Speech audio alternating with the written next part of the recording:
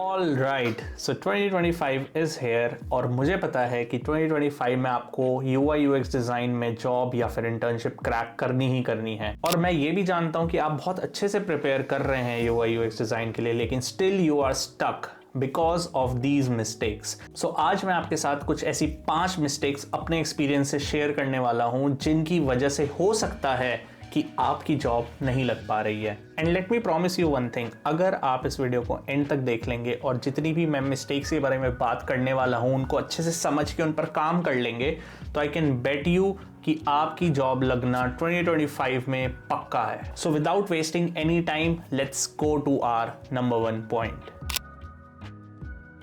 So the first thing that I want to talk about is ignoring user research। अब मैं आपको कैसे समझाऊं कि user research कितना important part play करता है हमारे product design की जर्नी में, क्योंकि आप product बना ही user के लिए रहे हो and still you are not performing user research, so you can imagine how big of a blunder you are performing। आप यूज़र रिसर्च को प्रायोरिटी नहीं देंगे अगर, तो आपके डिज़ाइन बिल्कुल ट्रैश बनेंगे। वाई? बिकॉज यूज़र को जब तक आप अपने माइंड में रख के अपना प्रोडक्ट क्रिएट नहीं करेंगे तो हो सकता है वो आपके स्टेक होल्डर्स को पसंद आ जाए, लेकिन at the end of the day the product has to be used by the users. तो जब तक यूज़र रिसर्च करके आप यूज़र के इंसाइट्स को गैदर नहीं कर लेते और उनके ऊपर वर्क नहीं करते, उन प्रॉब्लम्स को सॉल्व नहीं करते जो यूज़र को फर्स्ट प्लेस में सॉल्व चाहिए थी, then you are doing the biggest mistake। तो अब बात करते हैं यूज़र रिसर्च करनी कैसे है। आप स्टार्ट कर सकते हैं बहुत आसान तरीके से, आप यूज़र इंटरव्यूज़ परफॉर्म कर सकते हैं। यूज़र इंटरव्यूज़ नहीं कर सकते अगर, तो यू कैन डू सर्वेज। आप इनसाइट्स को गैदर कर सकते हैं, आप यूज़र पर्सोना क्रिएट कर सकते हैं। आप अपना प्रोडक्ट जब आपका क्रिएट हो जाता है तो आप उसको यूज़र टेस्टिंग पर भी ले जा सकते हैं और फिर जो उसमें से आपको इनसाइट्स मिले उसके बाद दोबारा से यूज़र रिसर्च में आके उसको ठीक कर सकते हैं और डेटा कलेक्ट करके अपने प्रोडक्ट को पॉलिश कर सकते हैं। क्योंकि eight the end of the day आपका डिज़ाइन एक रियल प्रॉब्लम को सॉल्व करना चाहिए, नॉट जस्ट वो डिज़ाइन दिखने में सुंदर होना चाहिए। सो मिस्टेक नंबर 2 जो बहुत सारे यंग डिज़ाइनर्स करते हैं वो करते हैं over complicating their designs. Why? Because उन्हें फैंसी लगता है, उन्हें डिज्नीलैंड बनाना बहुत पसंद आता है अपने डिज़ाइंस में कि जो भी मैं बना रहा हूँ वो बहुत सुंदर लगे, पॉलिश दिखे, एनिमेशंस हो उसके अंदर, क्रेजी ग्राफिक्स हो। But at the end of the day guys, your users does not need all of this. अगर वो एक ही एनिमेशन को बार बार देखते रहेंगे और वो एनिमेशन उनके जो उनका मेन टास्क करना है उसके बीच में आती रहेगी, तो वो एनिमेशन आपकी पसंद नहीं करेंगे, वो उसको हेट करने लग जाएंगे। So guys, you always have to stick to very clean, simplistic and modern design. और मॉडर्न डिज़ाइन की क्या डेफिनेशन है? ऐसे डिज़ाइन जो कि आपका प्रॉब्लम को सॉल्व कर रहे हैं, ना कि वो विजुअली कितने सुंदर दिख रहे हैं। That does not really matter. तो आपको प्रॉब्लम सॉल्व करने वाला डिज़ाइन बनाना है, ना कि सुंदर दिखने वाला। सो फीडबैक का मतलब क्या होता है? जब भी आप कोई डिज़ाइन को क्रिएट करेंगे, उसको जब भी आप स्टेक होल्डर्स या फिर यूज़र्स को देंगे, तो वो आपके डिज़ाइन पे कुछ टिप्पणियां करेंगे। टिप्पणियां बेसिकली मीन्स कि उनको डिज़ाइन में क्या प्रॉब्लम्स अभी भी लग रही हैं, क्या जो डिज़ाइन का यूज़र फ्लो है वो अच्छे से काम कर रहा है या नहीं। तो बहुत सारी ऐसी चीज़ें आती हैं जब भी आप एक आइट्रेशन बनाते हैं डिज़ाइन की।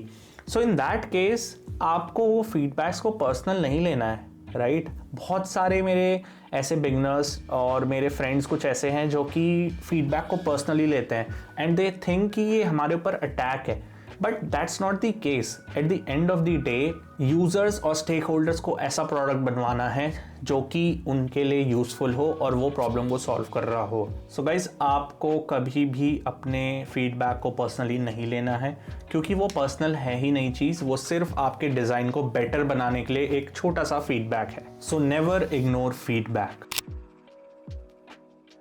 सो फोर्थ मिस्टेक की बात कर लेते हैं और वो है लैक ऑफ गाइडेंस। अब ये इतना बड़ा पॉइंटर है कि मैं हमेशा देखता हूँ जो भी मेरे बिगनर डिज़ाइनर्स हैं वो हमेशा इस पर्टिकुलर पॉइंट पे आके स्टक हो जाते हैं, क्योंकि उनके पास राइट गाइडेंस होती ही नहीं है। उनके पास एक सॉलिड स्ट्रक्चर्ड लर्निंग प्लान नहीं होता है। तो इस अनस्ट्रक्चर्ड पाथ को थोड़ा सा स्ट्रक्चर देने के लिए और आपकी लाइफ को थोड़ा सा इजी बनाने के लिए मैंने बहुत सारी रिसर्च करी और तब मुझे इस UI UX design placement guarantee course के बारे में पता चला जो कि आपको ऑफर करता है इंटर्नशाला। सो मैं आपको थोड़ा सा एक्सप्लेन करता हूँ कि इस कोर्स में होता क्या है।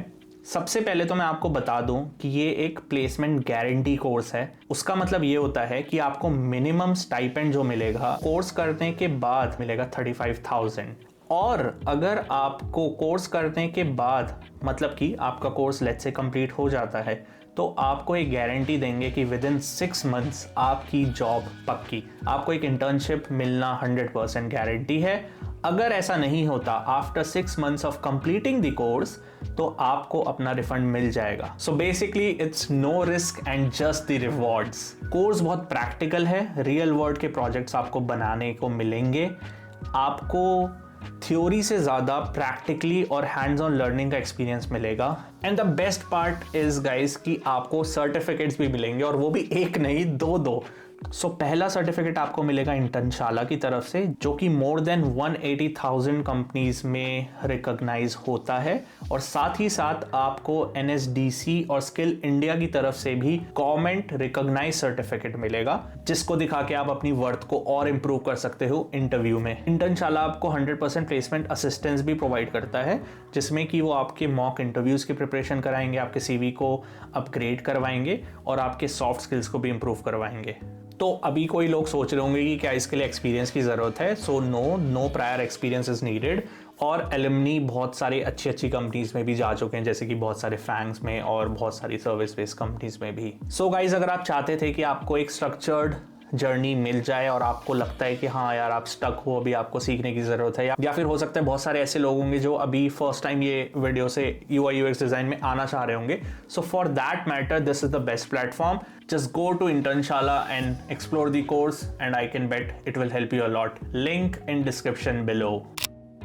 So guys, वापस आते हैं वीडियो में, और मैं आपको बताना चाहता हूँ नेक्स्ट मिस्टेक के बारे में, जो कि है not focusing on your portfolio.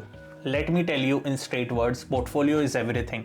अगर आपका CV अच्छा है, अगर आपने सारी प्रिपरेशन अच्छे से करी है, but still your portfolio is not there, या फिर वो अप टू द मार्क नहीं है, तो गाइज आपका इंटरव्यू भी नहीं होने वाला, आप पहले ही निकल जाओगे जॉब इंटरव्यू से। क्यों? क्योंकि आपकी पहचान आपका पोर्टफोलियो है। वो ये नहीं देखेंगे आपके सॉफ्ट स्किल्स कितने अच्छे हैं, आप कितने अच्छे से अपने डिज़ाइंस को क्रिएट करते हो। They will only look at your portfolio. So first and foremost thing is to improve your portfolio, then think of becoming or improving any other skill that you might have for becoming UI UX designer. Alright, with that guys, I hope आपको video पसंद आई हो, और आप ये 5 जो मैंने mistakes बनाई हैं इनको आप प्लीज़ कभी भी इन मिस्टेक्स को आप दोहराओ मत। मैंने अपने पर्सनल एक्सपीरियंस से बता रहा हूँ, और अब मेरे फ्रेंड्स जो कि UI UX डिज़ाइन में हैं उनके एक्सपीरियंस से बता रहा हूँ कि ये मिस्टेक्स बहुत ज़्यादा मैटर करती हैं। So try to improve upon these mistakes. अगर वीडियो आपको अच्छी लगी हो तो हिट दैट सब्सक्राइब बटन। मैं ऐसी बहुत सारी वीडियोस लाता रहता हूँ। और अगर आपको ये जानना है कि केस स्टडी कैसे क्रिएट करनी है, जो कि पोर्टफोलियो का पार्ट होती है, so here is this video, and this video will help you a lot. Till then guys, keep designing, and I will see you in the next video.